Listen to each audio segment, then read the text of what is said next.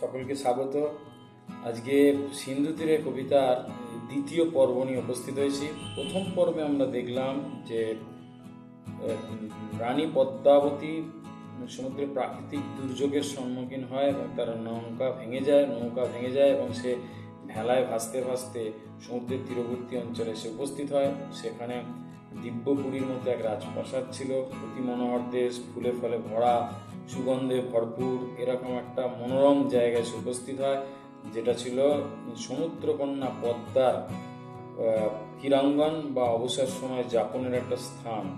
সে রাত্রি শেষে ভোরে বা সকালে যখন সখীদের নিয়ে তার প্রাসাদের কাছে আসে, সে তীরে মঞ্জস বা ভেলা দেখতে পায়। তখন তার মধ্যে কৌতূহল সৃষ্টি হয় যে ভেলা কোথা থেকে এলো। এর পরবর্তী ঘটনা আজকে আমরা পাঠ করব। চলো আলোচ্য অংশ আমরা পড়া শুরু করি। কি বলছে দেখো এখানে, মনেতে কৌতুক বাসি তুরিত গমনে আসি, দেখে চারি সখী চারি ভীত। মানে ওই ভেলা দেখে কি হয়েছে, কৌতুক বা কৌতূহলের সৃষ্টি হলো সকলের মনে। তুরিত মানে দ্রুত, গমনে মানে তাড়াতাড়ি এলো, আসা আর কি। তুরিত গমনে আসি মানে দ্রুত তারা ছুটে এলো তাদের কৌতূহল নিরসনের জন্য। দেখে চারি সখী চারি ভীত, মানে এসে তারা যা দেখলো, চারজন সখী ভীত সন্ত্রস্ত হয়ে পড়লো। মধ্যেতে যে কন্যাখানি রূপে অতি রম্ভাজিনী, মানে তার পদ্মাবতীও কি হয়েছে, তার সখীদের সহ আর কি এখানে এসে অচেতন অবস্থায় পড়েছিল। তাই অন্যান্য সখীদের মাঝখানে পদ্মাবতী পড়েছিলেন। পদ্মাবতীকে দেখেই সুন্দরী রমণী মনে হলো, সুন্দরী কোনো দেবতাদের সভায় নৃত্য পরিবেশনকারী বলে মনে হলো। রম্ভা বলতে সুন্দরী নর্তকী বা দেবতাদের সভায় যিনি নৃত্য গান পরিবেশন করেন, এরকম সুন্দরী নারীকে বোঝানো হচ্ছে। সেই রকম সুন্দরী নারীর সঙ্গে তুলনা করা হচ্ছে পদ্মাবতীর। নিপতিতা চেতন রহিত, যে পড়েছিল তার কিন্তু চেতন মানে জ্ঞান, রহিত মানে নেই, অজ্ঞান মানে জ্ঞানহীন অবস্থায় সে পড়েছিল। দেখিয়া রূপের কলা মানে রূপের ছটা, সৌন্দর্য বিস্মিত হইলা বালা, মানে পদ্মা তার রূপ সৌন্দর্য দেখে চমকিত হলো, চমকে গেল, বিস্মিত হলো। মানে এত সুন্দরী সে কল্পনাই করতে পারছে না।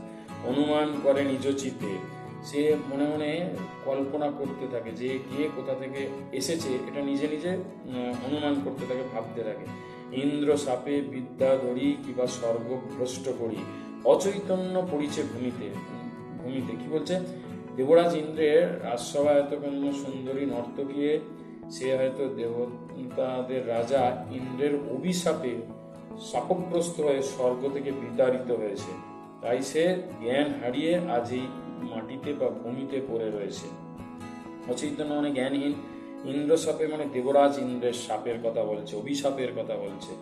বেকত দেখিয়া আঁকি মানে তার অনেকক্ষণ জলের মধ্যে শরীরটা ছিল, তার চোখগুলো বড় বড় হয়ে যেন বাইরে ঠিকরে বেরিয়ে আসছে। আঁখি মানে চোখ। তেন সব বসন সাক্ষী, এবং তার পোশাক আশাকগুলো সাক্ষ্য বহন করছিল দুর্যোগের। কিরকম, বেথানিত হয়েছে কেশবেশ, তার পোশাক আশাক চুল সব এলোমেলো হয়ে গেছে। বুঝি সমুদ্রের নাও ভাঙ্গিল প্রবল বাও, মানে পদ্মা ভাবছে যে সমুদ্রের উপর দিয়ে বা মধ্যে দিয়ে যখন নৌকা যাচ্ছিল, প্রবল প্রাকৃতিক দুর্যোগ বা ঝড়ের কবলে পড়ে তাদের নৌকা ভেঙে গেছে। মোহিত পাইয়া সিন্ধু ক্লেশ, এবং সে জ্ঞান হারিয়ে ফেলেছে সমুদ্রের এই আঘাতে বা প্রাকৃতিক দুর্যোগের কারণে। চিত্রের পুতলি সমা, তাকে দেখতে যেন চিত্রকরের আঁকা চিত্রের মতো বা সুন্দর পুতুলের মতো লাগছে। নিপতিতা মনোরমা, যে এই ভূমিতে পড়ে রয়েছে, সমুদ্রের তীরে পড়ে রয়েছে, সেই সুন্দরী রমণীকে তুলনা করা হচ্ছে পুতুলের সঙ্গে, সুন্দর চিত্রের সঙ্গে, অর্থাৎ পদ্মাবতীর তুলনা হচ্ছে। কিঞ্চিত আছয় মাত্র শ্বাস, এবং পদ্মা বুঝতে পারলো শ্বাস প্রশ্বাস সামান্য চলছে, অর্থাৎ সে একেবারে মানে মৃত্যুর কোলে ঢলে পড়েনি, সে জ্ঞান হারিয়েছে মাত্র, এরকম। তারপরে দেখো কি বলছে, অতি স্নেহ ভাবি মনে বলে পদ্মা ততক্ষণে, বিধি মোরে না করো নৈরাস। তাকে দেখে, পদ্মাবতীর ওই অবস্থা দেখে, পদ্মাবতীকে দেখে তার প্রতি স্নেহ ভালোবাসা জাগরিত হয়, এবং সে মনে মনে ঈশ্বরের কাছে প্রার্থনা করে, হে ঈশ্বর, হে বিধাতা, আমাকে তুমি নিরাশ করো না, মানে আমি একে বাঁচানোর চেষ্টা করছি, তুমি আমাকে সাহায্য করো, অর্থাৎ পদ্মাবতীর প্রাণ ফিরিয়ে দাও। পিতার পুণ্যের ফলে মোহর ভাগ্যের বলে, মানে আমার বাবা যে পুণ্য কর্মগুলো করেছে আর আমার ভাগ্যে যে ভালো দিকগুলো রেখেছো বা ভালো কর্মগুলো রেখেছো বা ভালো গুণগুলো রেখেছো, তার সব ফল মিলিয়ে তুমি এই কন্যাটিকে রক্ষা করো। ঈশ্বরের কাছে যেন সে প্রার্থনা করছে। বাহুরক কন্যার জীবন, এই লাইনটা দিলে প্রশ্ন আসে। বাহুরক কথার অর্থ হচ্ছে রক্ষা করো, কন্যার জীবন, কোন কন্যা?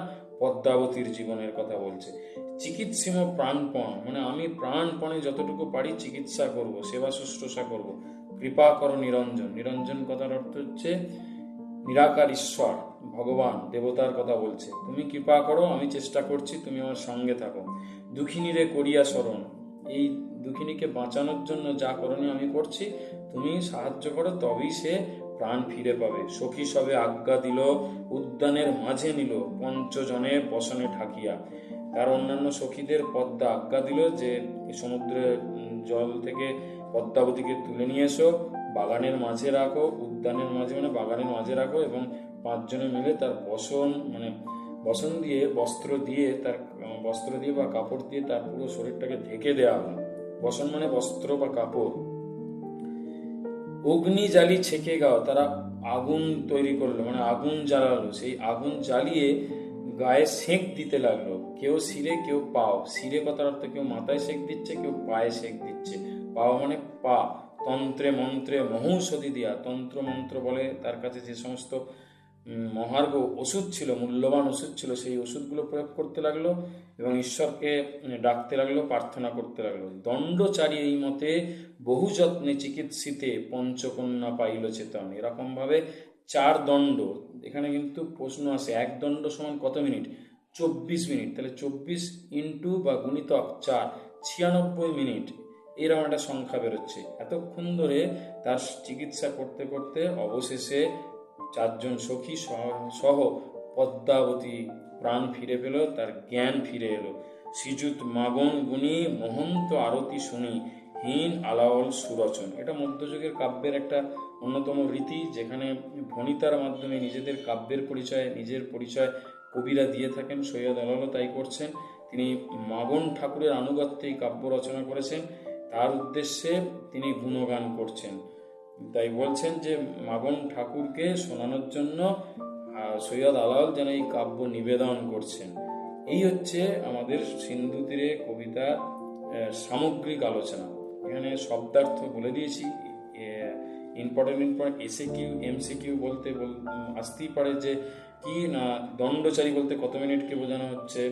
তারপরে হচ্ছে চিত্তের পতলি, পতলি কথার অর্থ কি? পুতুল। হচ্ছে কার অভিশাপে পদ্মাবতীর এরকম অবস্থা হয়েছে বলে মনে করা হচ্ছে? দেবরাজ ইন্দ্রের। এগুলো মনে করতে হবে। প্রত্যুষ কথার অর্থ কি? ভোর। এরকম মাগন ঠাকুর কে, যার অনুপ্রেরণায় বা আনুগত্যে সৈয়দ আলাওল এই কাব্য রচনা করেছেন, মনে রাখতে হবে। এইগুলো প্রশ্নগুলো ভালো করে পড়ে যাও, আশা করি তোমাদের সাফল্য আসবেই। এই ভিডিওটা বেশি বেশি করে বন্ধুদের মধ্যে শেয়ার করো, ভালো লাগলে লাইক করো, আর চ্যানেলটিকে অবশ্যই সাবস্ক্রাইব করো। শেষে বলবো, সঙ্গে থাকো, কবিতার ছন্দে থাকো।